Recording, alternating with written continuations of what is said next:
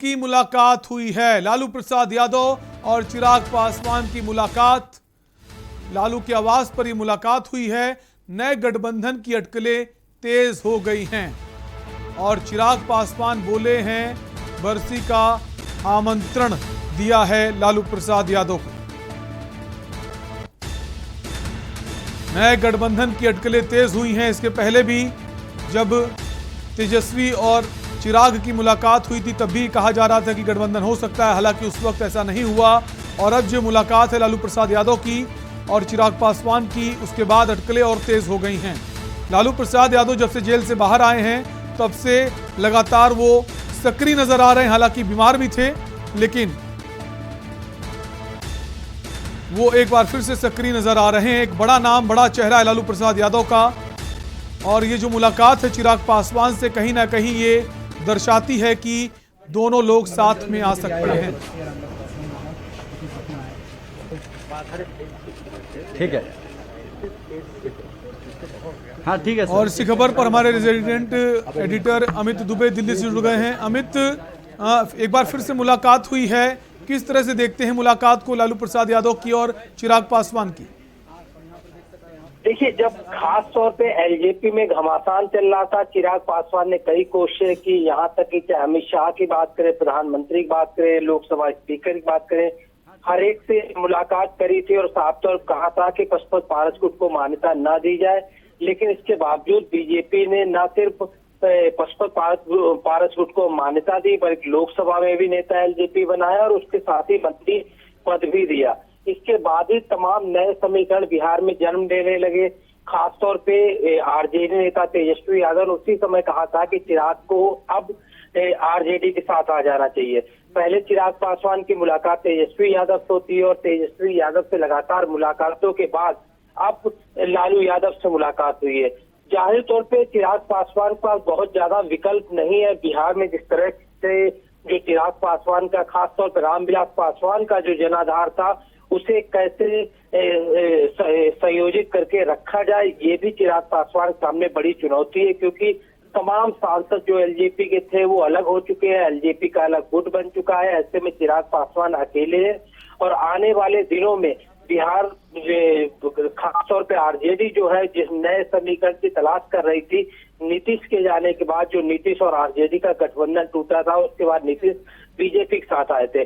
तो ऐसे में काफी अहम मुलाकात है और आने वाले दिनों में समझा जा सकता है कि जब चुनाव होंगे अमित एक बड़ा कारण ये भी माने कि इसके पहले जब चिराग पासवान से जब बातचीत की जा रही थी, मीडिया वाले उनसे सवाल करते थे तो उनका ये कहना था कि एनडीए में जो नरेंद्र मोदी हैं प्रधानमंत्री, उनको लेकर ये अभिभावक के तौर पर देखते थे।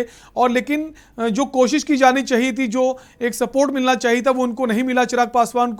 और पशुपति पारस जो है उनको ज्यादा सपोर्ट किया बीजेपी ने। ये बड़ा कारण है कि चिराग पासवान जो है लालू प्रसाद यादव से मुलाकात करते हैं, उनसे जुड़ने की कोशिश कर रहे हैं।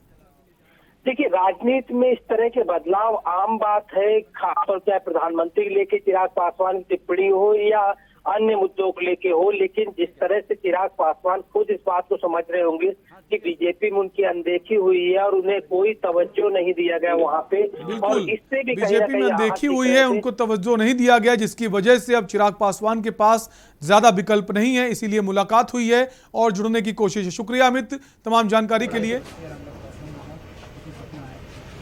तो चिराग पासवान और लालू प्रसाद की मुलाकात हुई है। हाँ ठीक है सर। पटना में हम लोग विभिन्न साथी थे, रामविलास पासवान जी और चिराग आए हैं देने के लिए। पटना तो हम नहीं जा पाएंगे, लेकिन तेजस्वी वगैरह सब जमात लोग रहे हैं लोग। हम लोग इसी तरह से, हर तरह से इस फैमिली को, चिराग को हम लोग जो भी सपोर्ट लोग चाहेगा हम लोग करते रहे। इसके लिए आप चाहते हैं सर कि तेजस्वी और चिराग एक साथ आएं? और ये सब बात है, वो सब हो रहा है। चिराग सर जन आशीर्वाद यात्रा निकाल रहे हैं, आशीर्वाद दिए हैं, आप आशीर्वाद दिए हैं? पूरा सब आशीर्वाद है। लालू जी, एक सवाल ये है कि जब चिराग पासवान के पिताजी रामविलास पासवान एक समय में राजनीतिक संकट से जूझ रहे थे, उस वक्त आपने मदद की थी और चिराग पासवान भी राजनीतिक संकट से जूझ रहे हैं।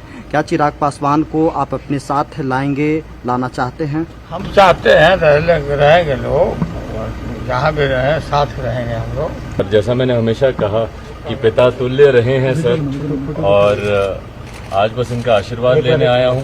पिताजी की गैर मौजूदगी में मुझे जिस तरीके से सर का साथ मिला, इनका आशीर्वाद निरंतर मिलता रहा, बस उसी आशीर्वाद की कामना में आज आया हूँ। और बस सर का साथ रहे, आशीर्वाद रहे हमेशा।